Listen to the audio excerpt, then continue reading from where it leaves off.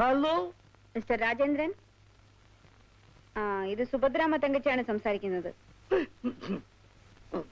Hello, നമസ്കാരം. സാരമില്ല, ഇരുന്നുകൊണ്ട് സംസാരിക്കൂ. ഓ, എന്താ വിശേഷം? ഞാൻ അങ്ങോട്ട് വരണമെങ്കിൽ അങ്ങോട്ട് വന്നേക്കാം. വേണ്ട വേണ്ട, അവിടെ ശ്രീദേവി എന്നൊരു പെണ്ണില്ലേ? നിങ്ങളുടെ പത്രത്തിന്റെ ഒരു റിപ്പോർട്ടർ. അതെ, ശ്രീദേവി നല്ല കുട്ടിയാ, മിടുക്കി എന്ന് നിങ്ങൾ മാത്രം പറഞ്ഞാ പോരാലോ, ഞാനും കൂടെ തീരുമാനിക്കണ്ടേ? അതല്ലേ, നിങ്ങൾ തന്നെ തീരുമാനിക്കണ്ട.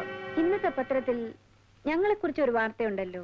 അയ്യോ, അത് ഞാനിവിടെ ഇല്ലായിരുന്നപ്പോ ശ്രീദേവി അറിയാതെ ചേർത്ത് പോയതാ, ക്ഷമിക്കണം. അങ്ങനെ ഞങ്ങളെ കുറിച്ച് എഴുതുന്നവരെ നിങ്ങളുടെ പത്രത്തിൽ ജോലിക്ക് വെക്കാമോ? പാടില്ല, ക്ഷമിക്കണം. ഞാൻ ഇന്ന് തന്നെ ശ്രീദേവിയെ ജോലിയിൽ നിന്ന് പിരിച്ചുവിട്ടോളാം. ഓ,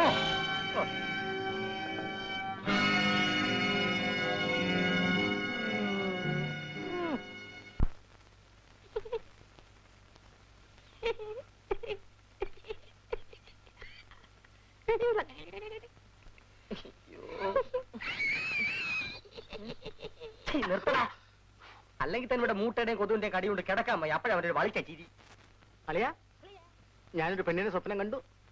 പെണ്ണിനെ സ്വപ്നം കാണാൻ പറ്റിയ സ്ഥലത്ത് നമ്മൾ അകപ്പെട്ടിരിക്കുന്നത്. കിടന്നുറങ്ങടാ. അല്ല, സാറ് ഉറങ്ങിയില്ലേ? അതെങ്ങനെയാ ഉറക്കം വരുന്നേ? ഇവിടത്തെ കൊതുകിനും മൂട്ടയ്ക്കും 8 മണിക്ക് മുമ്പ് ഇച്ചിരി ചോര കൊടുക്കണം, പിന്നെ ശല്യം ചെയ്യില്ല. അങ്ങനെയാ ഞാൻ ഉറങ്ങുന്നത്. അല്ല, സാറൊന്നും കഴിച്ചില്ലല്ലോ. ഞാൻ കഴിച്ചു. നിന്നോടല്ലേ, രവി സാറിനോടാ. സാറേ, ഇത് ജയില. ഏതോ ഒരു പെണ്ണ് കാരണം സുഭദ്രാമ തങ്കച്ചിയുടെ മോൻ ഇവിടെ വരേണ്ട സ്ഥിതി വന്നു. സാറ് കിടന്ന് ഉറങ്ങ്.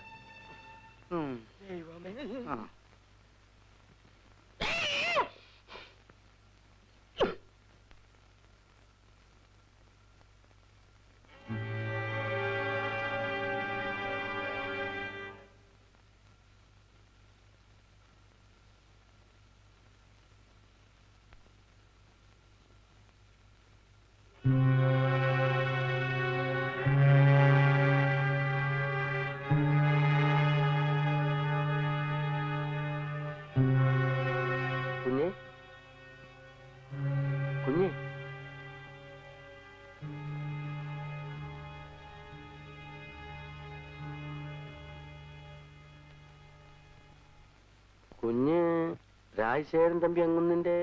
അതെ, ഞാൻ അവിടുത്തെയാ, സുഭദ്രാമ തങ്കച്ചിയുടെ മകൻ. ഇംഗ്ലണ്ടിൽ പഠിക്കാൻ പോയിരുന്ന കുഞ്ഞാണോ? അല്ല, അത് സുകുമാരൻ തമ്പി. നിങ്ങൾ പറയുന്ന രാജശേഖരൻ തമ്പി അങ്ങുന്നിന്റെ മകന്റെ മകൻ.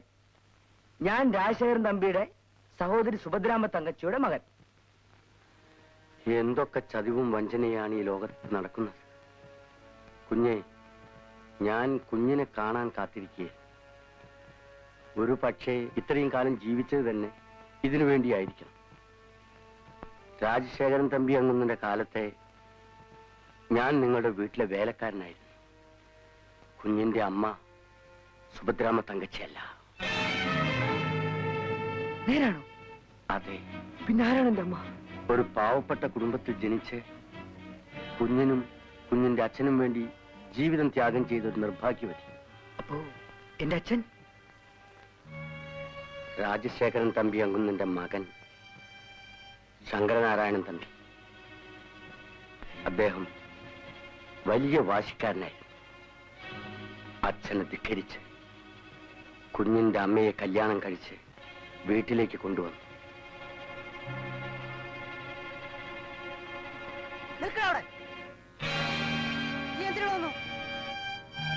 അച്ഛനെ കാണാൻ. അച്ഛനോ? ആരാണ് എന്റെ അച്ഛൻ? എനിക്കിങ്ങനെ മകനില്ല. എപ്പോൾ നീ ഇവളെ കഴുത്തിൽ താലി കെട്ടിയോ അപ്പോഴേ എന്റെ മകൻ മരിച്ചു. അച്ഛനത് പറയാം, പക്ഷേ എനിക്കെന്റെ അച്ഛനെ അച്ഛനല്ലെന്ന് പറയാൻ പറ്റില്ലല്ലോ. അച്ഛൻ ഞങ്ങളെ അനുഗ്രഹിക്കണം. എന്തിന്? ഇവളെ വിവാഹം കഴിച്ചേനോ? തമ്പി, നീ ഇവളുടെ കഴുത്തിൽ താലി കെട്ടിയത് കൊണ്ടാണ് ഇവളീ പഠിക്കാത്ത കാല് കുത്തിയത്. അല്ലെങ്കിൽ പിച്ചപാത്രവുമായി പുറത്തു നിൽക്കേണ്ടവളാണ്. അമ്മായി, ഇവളെന്റെ ഭാര്യയാണ്. ഞങ്ങൾ അംഗീകരിക്കുന്നില്ല. ഇവളെയും കൂട്ടി ഈ വീട്ടിൽ വരാൻ നിനക്ക് അവകാശമില്ല. എന്ന് നീ ഇവളെ ഉപേക്ഷിച്ചിട്ട് വരുന്നു അന്ന് മാത്രമേ എനിക്ക് ഇവിടെ അംഗീകാരമുള്ളൂ. അങ്ങനെ ഒരു അംഗീകാരം എനിക്ക് വേണ്ടച്ചാ. എന്നെ സ്നേഹിക്കുകയും വിശ്വസിക്കുകയും ചെയ്ത പെണ്ണാണ് ഇവൾ. ഒരിക്കലും ഞാൻ ഇവളെ ഉപേക്ഷിക്കില്ല. എങ്കിൽ ഇറങ്ങി പോടാ പുറത്ത്. ഏട്ടൻ പറഞ്ഞത് തമ്പി കേട്ടില്ലേ? പോകാൻ പറഞ്ഞാൽ പോകുന്നതല്ലേ നല്ലത്.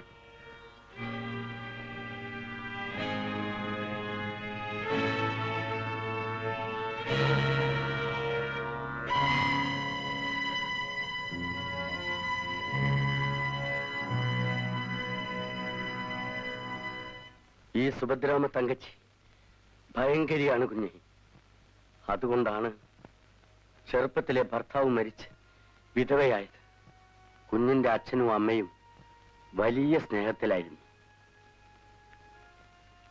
ജീവിക്കാൻ ബുദ്ധിമുട്ടുണ്ടായിരുന്നുവെങ്കിലും സുഖവും ദുഃഖവും അവരൊരുമിച്ച് പങ്കിട്ടു. കുഞ്ഞ് ജനിച്ചപ്പോൾ അവർക്ക് എന്ത് സന്തോഷമായിരുന്നെന്നും. സുഭദ്രാമ തങ്കച്ചിയുടെ നിർബന്ധം കൊണ്ട് ഒരു ദിവസം കുഞ്ഞിന്റെ മുത്തച്ഛൻ ഫാക്ടറി ലോക്കൌട്ട് ചെയ്തു. തൊഴിലാളികൾ സമരത്തിലായി. ആ സമരത്തിന് മുൻപിൽ കുഞ്ഞിന്റെ അച്ഛനും നിൽക്കേണ്ടി വന്നു. ഇൻക്ലാബ് സിന്ദാബാദ്! ലോക്കൌട്ട് പിൻവലിക്കുക! ലോക്കൌട്ട് പിൻവലിക്കുക!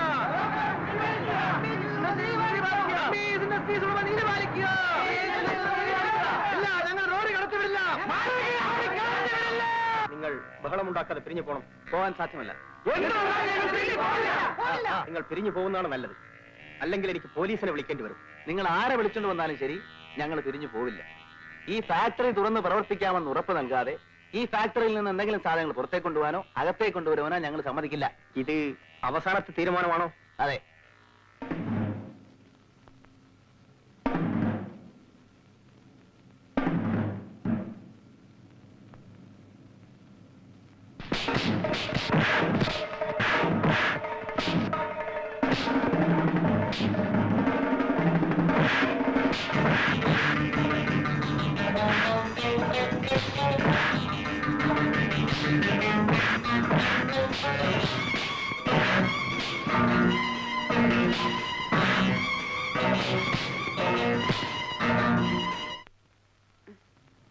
എന്താ ഫാക്ടറി പഠിക്കൽ വലിയ ബഹളം. മുന്നിൽ നമ്മളെ കൊച്ചങ്ങന്നാണ്. ലോറി പുറത്തേക്ക് വിടാത്തത് കൊണ്ട് തൊഴിലാളികൾ തമ്മിൽ അടി നടക്കുന്നു. എന്ത് ചെയ്യണമെന്ന് വല്യങ്ങനോട് ചോദിക്കാൻ മാനേജർ പറഞ്ഞയച്ചു. ഞാൻ ചേട്ടനോട് ചോദിച്ചിട്ട് വരാം.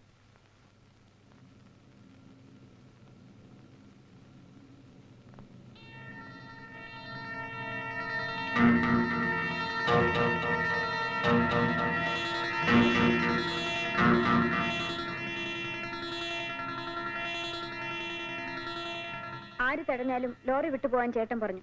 അയ്യോ കൊച്ചമ്മേ, വല്യങ്ങന്നിന്റെ മകൻ കൊച്ചങ്ങന്നാ മുന്നില്. ലോറി ഇരമ്പിപ്പാഞ്ഞു വരുമ്പോൾ ആരായാലും മാറിക്കൊള്ളും. ഇങ്ങനെ തന്നെ ഞാൻ ചെന്ന് പറയട്ടെ? അങ്ങനെ പറയാനാ ഏട്ടൻ പറഞ്ഞത്.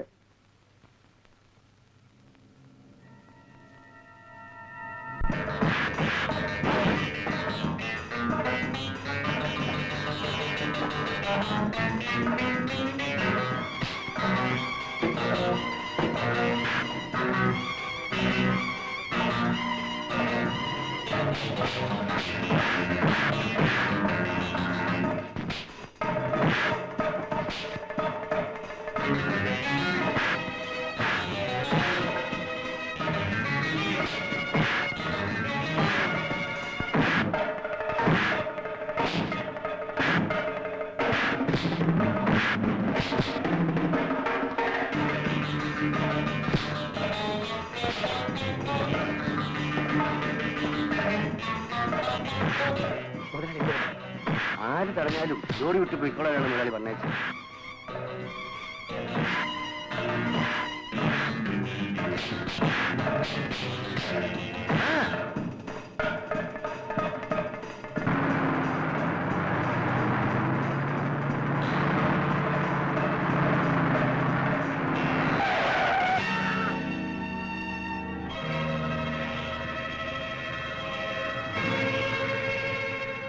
കുഞ്ഞിന്റെ അച്ഛന്റെ മരണത്തിന് ശേഷം കുഞ്ഞിനെയും കുഞ്ഞിന്റെ അമ്മയെയും വീട്ടിൽ കൊണ്ടുവന്ന് താമസിപ്പിക്കാൻ മുത്തച്ഛൻ തീരുമാനം.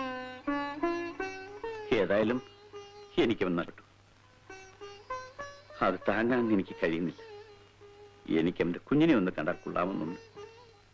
അവന്റെ ഭാര്യ ശാരദ പാവമാണ് സുന്ദരി. അന്ന് ഞാൻ അവളെ ഇവിടെ നിറക്കി വിട്ടു. ഇനി അവൾക്ക് ആരാണുള്ളത്? ഞാനും ഭർത്താവും മരിച്ച് ഒരു കുഞ്ഞുമായി ഇവിടെ കഴിയുന്നുണ്ടല്ലോ. ഈ അനുകമ്പ ഏട്ടന് എന്നോട് തോന്നുന്നില്ലല്ലോ. ഇവൻ എന്റെ അനന്തരവനാണ്. അവൻ എന്റെ മകന്റെ മകനാണ്. നാളെ ഞാൻ വീണു മരിച്ചാൽ അവന്റെ കണ്ണുകളായിരിക്കും ആദ്യം നിറയുന്നത്. ശാരദയും കുട്ടിയും കൂട്ടിക്കൊണ്ടുവന്ന് ഇവിടെ എന്റെ കൂടെ താമസിപ്പിക്കാൻ ഞാൻ തീരുമാനിച്ചു.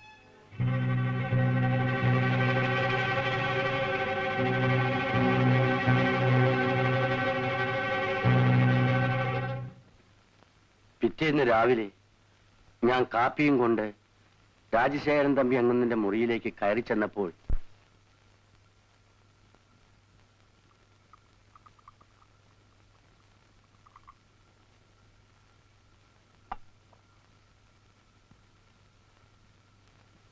അങ്ങുന്നേ അങ്ങുന്നേ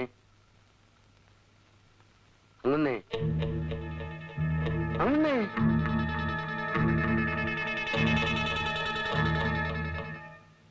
മാങ്കുളത്ത് വലിയ വീട്ടിൽ രാജശേഖരൻ തമ്പി എഴുതി വെച്ച മരണപത്രം.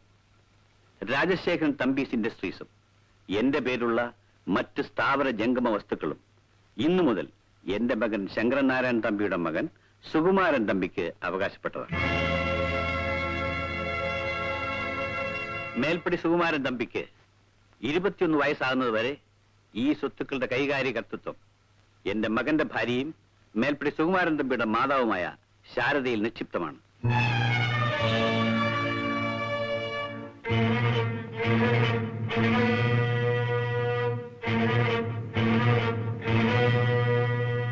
മേൽപ്പടി ശാരദയ്ക്ക് ജീവഹാനിയോ മറ്റോ സംഭവിച്ചാൽ ഈ സ്വത്തുക്കളുടെയും മേൽപ്പടി സുകുമാരൻ തമ്പിയുടെയും സംരക്ഷണ ചുമതല എന്റെ സഹോദരിയും വിധവയുമായ സുഭദ്രാമ്മ തങ്കച്ചി നിർവഹിക്കേണ്ടതാണ്.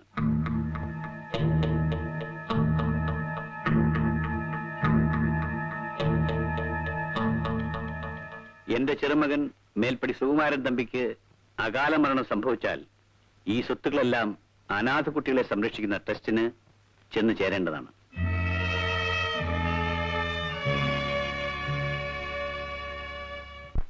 കേശവ, എന്താ വച്ചമ്മേ? ഞാനൊരു കാര്യം പറയും. തിരിച്ചെന്നോട് ഒന്നും ചോദിക്കാൻ പാടില്ല. പക്ഷെ നീ അതനുസരിക്കണം.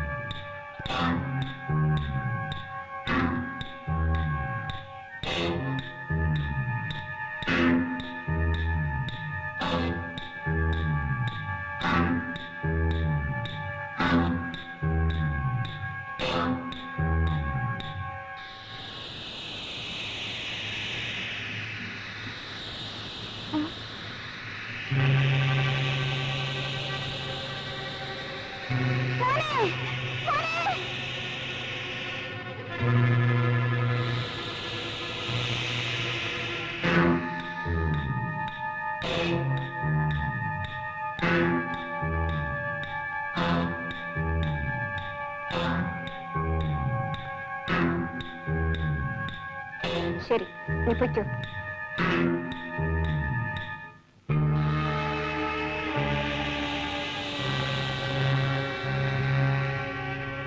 പിന്നെ ഒരു വലിയ ചതിയാണ് കുഞ്ഞെ ആ സ്ത്രീ ചെയ്തത്.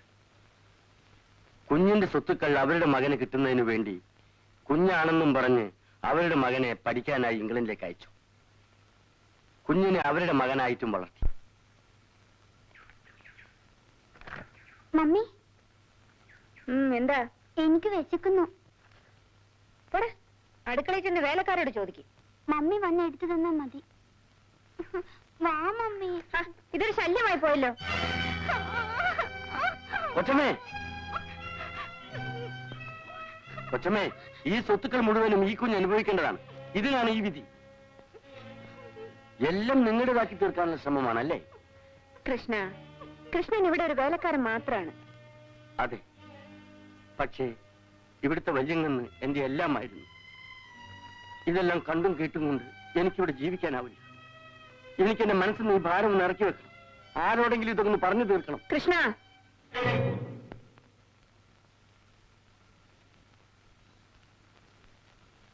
മോമ അമ്മ അവൻ ചോറ് തരാം.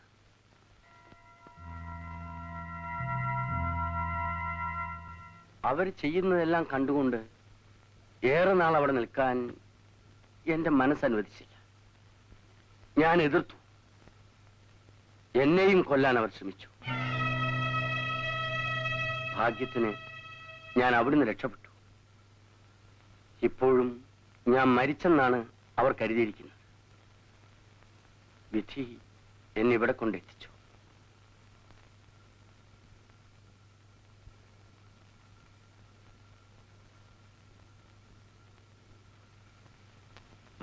Thank you.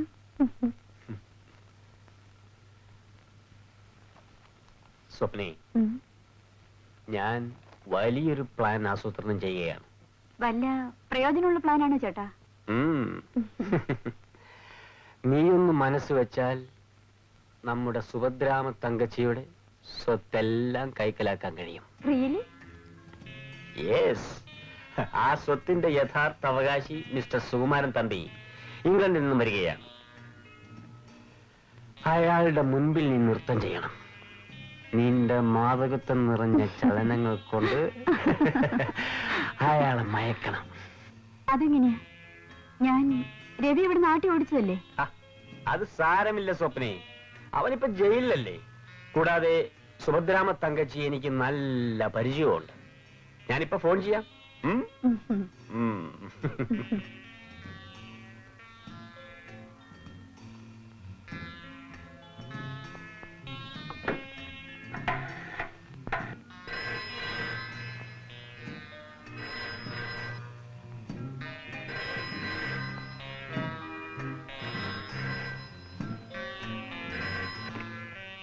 Yes, Subhadramma Thankachi here. Good morning, ഞാൻ ശേഖറാണ്. ഓ, മിസ്റ്റർ ശേഖർ, എന്താ വിശേഷം? മിസ്റ്റർ തമ്പി നാളെ എത്തുകയല്ലേ? നമുക്ക് അദ്ദേഹത്തിന് ഒരു ഗ്രാൻഡ് റിസപ്ഷൻ കൊടുക്കണ്ടേ? അതൊക്കെ വേണോ മിസ്റ്റർ ശേഖർ? വേണം വേണം, എല്ലാം ഞാൻ അറേഞ്ച് ചെയ്തോളാം. Okay, as you please. Thank you. നമ്മുടെ പ്ലാൻ സക്സസ്.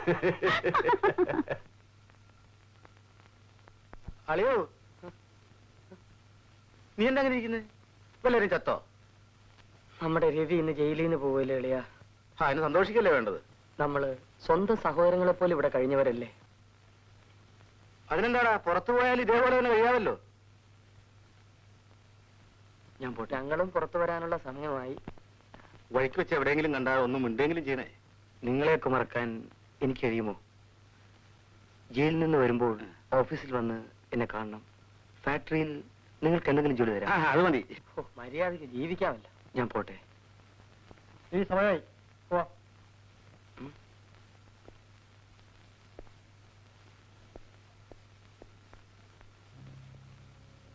ഞാൻ പോകുന്നു ചേട്ടാ. ശരി, കുഞ്ഞു പോ. കുഞ്ഞിന്റെ അച്ഛന് വന്ന വിധി കുഞ്ഞിനുണ്ടാവാതെ സൂക്ഷിക്കണം. ആ സ്ത്രീ ഭയങ്കരിയാണ്.